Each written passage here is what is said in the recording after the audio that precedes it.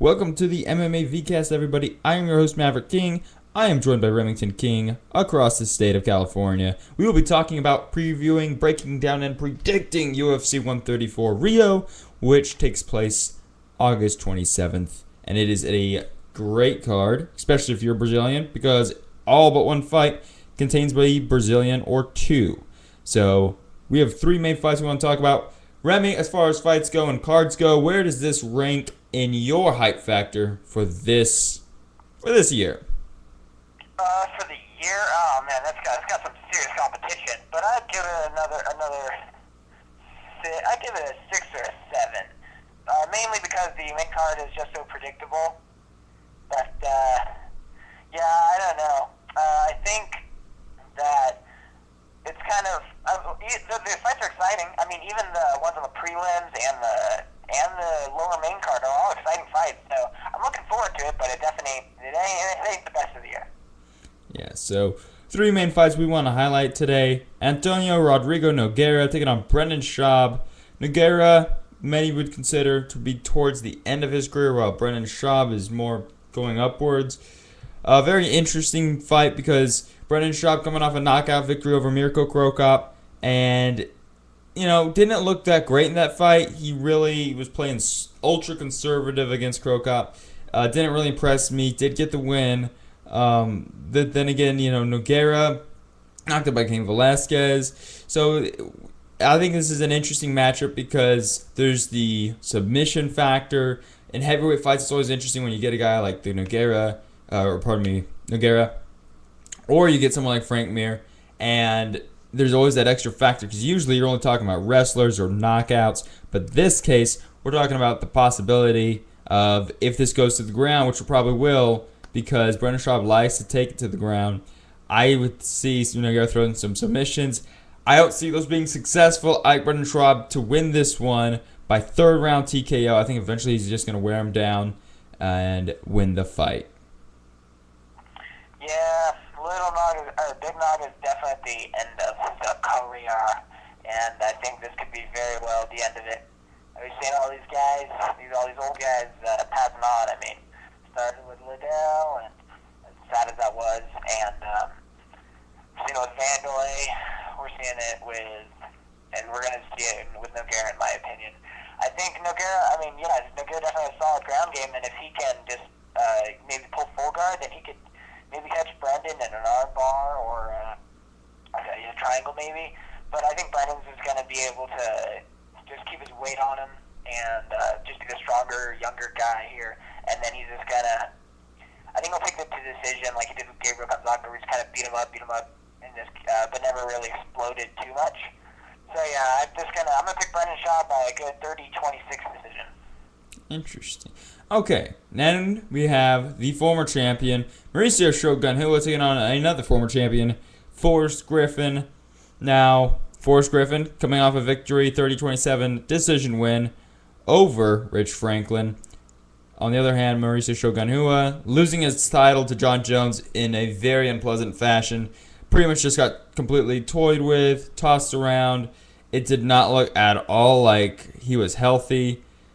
We'll see if that was a factor or was it lack of preparation. Who knows? But the main thing is that this is an epic rematch. Is that no one thought Shogun would lose to Forrest the first time around. Forrest managed to get him in a rear naked choke, win that fight, and I'm going with Forrest again. Some guys, BJ Penn and Frankie Edgar is a great example, just have that certain build, chemistry, whatever you call it. They have that certain DNA in them that just perfectly matches against some guys. And I think that Forrest Griffin's that weird, awkward style, unpredictable, the leg kicks, the takedowns. This is going to be a great leg kick match, by the way. Both guys love to throw the leg kicks. It's going to be interesting to see. We might just see both of them kick at the same time and break each other's shins. That would not surprise me at all. Well, maybe a little. So I think this is going to be a very good matchup. I like Forrest Griffin to win this by split decision in controversial style in front of Rio. Yeah, this is definitely an exciting fight. I think it's going to be fight of the night. I think Shogun's going to pull off the 30-27 decision, though. I think he just, like, maybe, I think there's a lot of people that are just saying maybe he's too old now. Maybe he's not who he used to be. And I think he's just going to come out, and I think he's just going to use a lot of leg kicks and just try to get in and out, like keep away from the takedowns, and just, I mean, because that was a big factor in the last fight with the takedowns. So I just think he's just going to just be on kind of backpedaling, maybe a little RIo Predictions style, where he's just kind of counter-striking and staying away, and just keeping away from that big power of Forrest. I mean, he's such a big light heavyweight, and I think but Shogun, I think is going to really want. He's really, really hungry, and Forrest usually isn't that healthy. I mean, when is that guy not injured? Honestly, he gets hurt like every fight, I swear. So yeah, I think Shogun's going to be just a healthier, more determined man this fight, and I think he's just going to keep the distance and win it with the 30-27.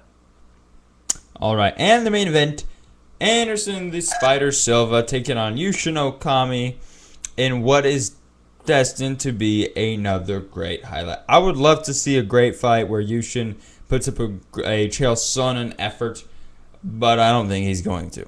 I think Anderson Silva is on fire with his last kick. It's just totally unpredictable. Yushin's going to have to be thinking about the front kick, the spinning elbow, the spinning back kick, the three, who knows? He's just so unpredictable, so precise, and I don't think Yushin's going to possess nearly the wrestling skills that Chael Sonnen does to be able to take this to the ground and keep it on the ground. Guys like Nate Marquardt have tried to take him down and to try to win, but as soon as he gets up, it's over.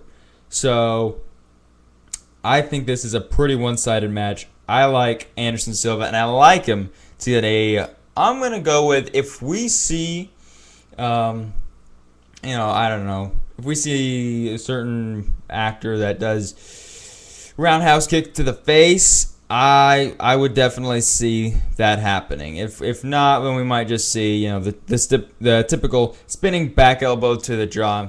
That might do it. I don't know. Remy, what do you think?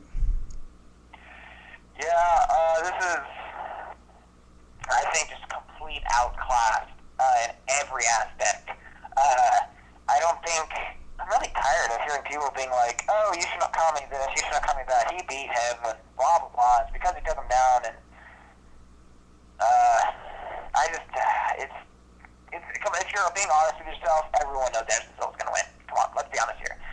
He's going to do it because he's going to toy with him for like a good 30 seconds, and then he's going to do a spinning back heel kick and chop off Okami's head. And that'll be the end of Okami, because he'll be dead, and then it will be all over. And I definitely think Anderson Silva is going to be.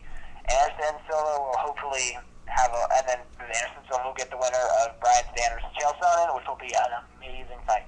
So I'm very much looking forward to that. But this is a pretty unpredictable fight, and if Okami lasts more than, if Okami goes past the first round, it'll be a flipping huge upset. I'll tell you what. Very interesting. Of course, that is what we said about Tito Ortiz, so you never know. But no, yeah, Okami's going to die. Anyway, all right, that is it for this episode of the MMA Vcast. We will see you next time.